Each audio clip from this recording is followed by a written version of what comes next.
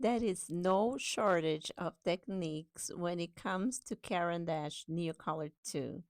In fact, there are limited options on how to use this medium. And today I'm going to show you one of the ways I like to use Caran D'Ache Neocolor II. I'm also going to talk about what it is, how to blend the colors, and how you can incorporate into your art. All of that while we color these poppy flowers. My name is Trisha. Welcome to my channel. Now let's get started. So, what exactly is Caran D'Ache Neocolor II? Well, Caran D'Ache Neocolor II kind of looks like little Crayolas that we buy at the grocery store, but they're not just simple crayons. These are basically water soluble wax pastels. They can be used dry or wet. They can be applied in various types of surfaces or materials such as papers, wool, ceramic, stones, and they have high concentration of pigment. They also have excellent light fastness, which means they are very resistant to light. In other words, they don't fade over time if your art is exposed to light. So one may ask, why is this named Caran D'Ache Neocolor II?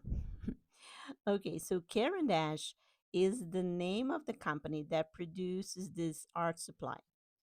Caran D'Ache is a company from Switzerland, and they have been around for over a century producing drawing and writing instruments.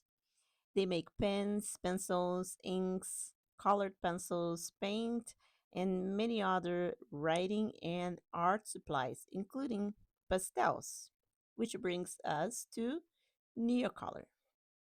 So the Neocolor I was created back in 1952, and it's a water resistant pastel of very high quality. It is meant to be used dry. Then in 1974, Caran D'Ache created Neocolor II, and the main difference is that it can be used dry or wet because it is water soluble. By the way, in case you were wondering, I am not being sponsored by Caran D'Ache to make this video. I really like this product and I want to share with you how you can use this in your art. But I am not being paid or sponsored. I actually pay for this product, and that brings us to the next topic, which is price. So, Neocolor II is not cheap. At the time of making this video, a small box of Neocolor II, like this one, you see me using costs about $42 at the Caran D'Ache official website. This would include shipping here to the US. And this is the smallest box you with only 10 crayons. You could probably pay a little less if you bought it online from other online retailers, but I feel that this is still a bit expensive. However, due to the quality of this medium, there is a lot that can be done with a small box of only 10 crayons because they are highly pigmented and they blend beautifully. Now, if I wanted to buy the largest box of Neocolor II that comes with 84 colors, then I should be ready to say goodbye to $290. That's kind of my pipe dream. Can you imagine? 84 colors. You get several beautiful shades of everything: yellows, orange, reds, peaches, browns, greens, blues, and even my favorite, turquoise. Okay, now let me get back here into reality because Near Color is not very affordable. But you truly get high quality that can last for a long time. And honestly, that is a lot that can be achieved with a small box such as this one I have here with only 10 colors.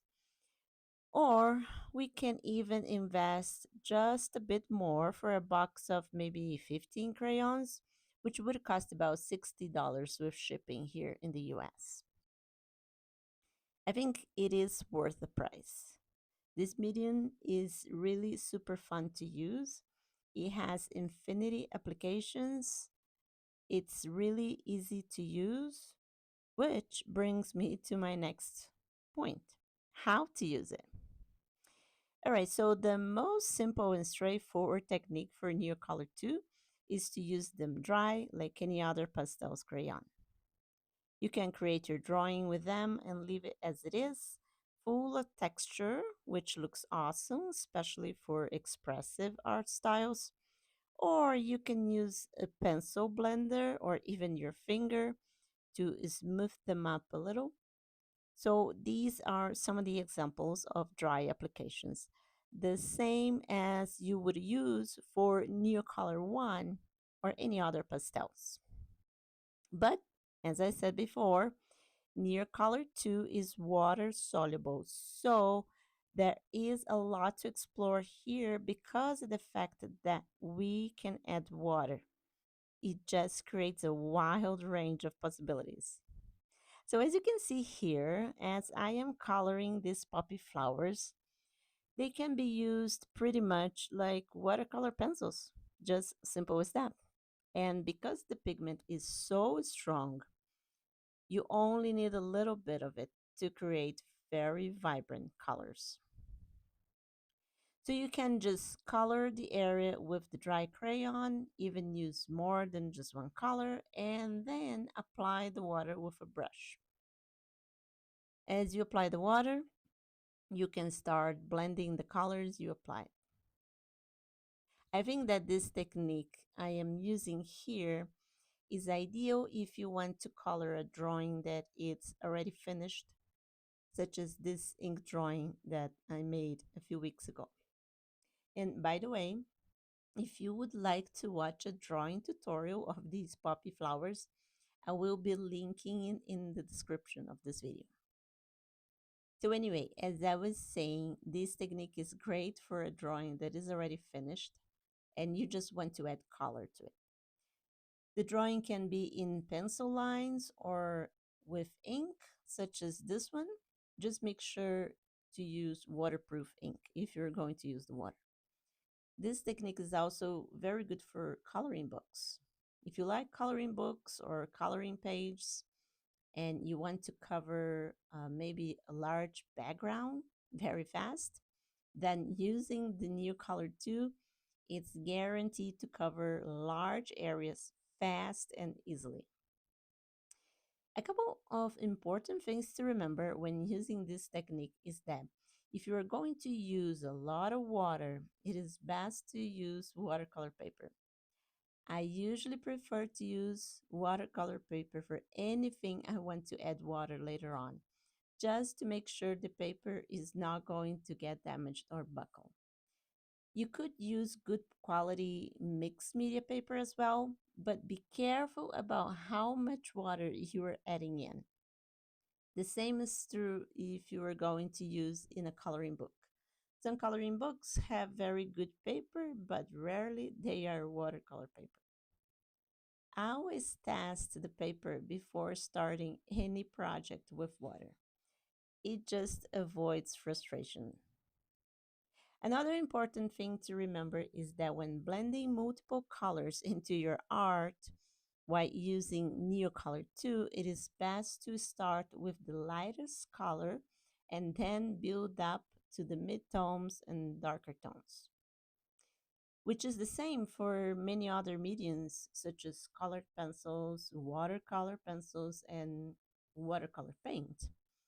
When applying the water, begin adding water on the light areas of your art and then start blending the colors together little by little. As I mentioned, there are many techniques for wet applications of Neocolor II. So I'm going to describe a few more options you could use. So another way to use Neocolor II is just by drawing your subject with the crayon itself.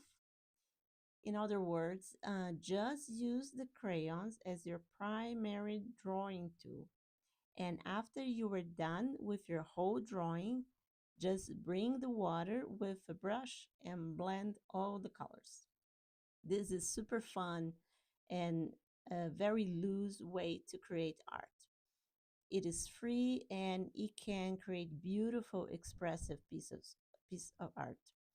But just remember to add water very carefully, allowing areas to dry up before adding more water, so not to blend colors that you don't want to blend.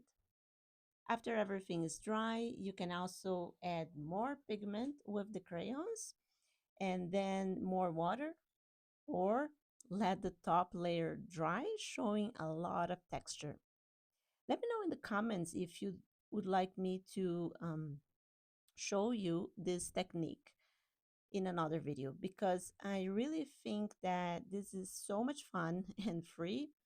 To me, it's kind of like being a kid again and loosely playing with crayons. Well, another popular way to use Neocolor II is to get a wet brush to remove some pigment directly from the crayon and then use it in your art as paint. I haven't used this way, but many artists seem to like this method. It is the same as using a watercolor palette. This is a okay technique, I think. But honestly, if I have the opportunity to use the crayon as a crayon and not as a paint, then I personally prefer the crayon.